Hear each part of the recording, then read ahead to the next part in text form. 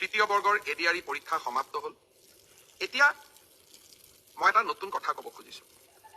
27 তাৰিখে সেৱাক আপোনালোকে আবেদন কৰিব পাৰিব মাত্ৰ 50 টকা দি। যে আপোনালোকে যিখন OMR চিট লিখিছিলে সেই OMR চিটৰ এটা ফটোকপি আপোনালোকক লাগে বুলি। অৰ্থাৎ আপোনালোকে লিখি থৈ অহা OMR চিটখন 27 তাৰিখৰ পৰা সেৱাৰ কাৰ্যালয়ত আবেদন কৰি সেৱাই তাৰ ধুনীয়া বিজ্ঞাপন দিব কেনেকে আবেদন কৰিব লাগে। আপোনালোকে চেণ্টাৰত জমা দি থৈ অহা OMR চিটটো এইবাৰ আপোনালোকে 50 টকা জমা দি সেৱাৰ পৰা লৈ আহিব পাৰিব।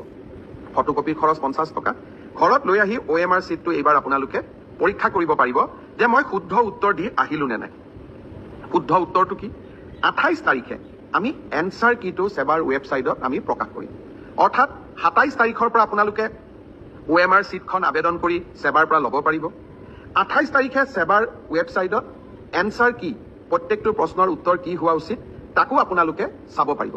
অৰ্থাৎ ঘৰতে বহি মইনো কিমান নম্বৰ পালো OMR চিটখন হাতত উলিয়াই লওক, এনসাৰ কি লগত মিলাই চাওক আৰু 100ৰ ভিতৰত 50ৰ ভিতৰত মই কিমান নম্বৰ পালো সেয়া ঘৰতে বহি মই হিচাপ উলিয়াই ল'ব পাৰিম। অৰ্থাৎ ৰিজাল্ট দিয়ালৈ অপেক্ষা কৰিবই নালাগে। ভাৰতৰ কোনো প্ৰদেশতে এনেকুৱা সিদ্ধান্ত আগত গ্ৰহণ কৰা হোৱা নাছিল।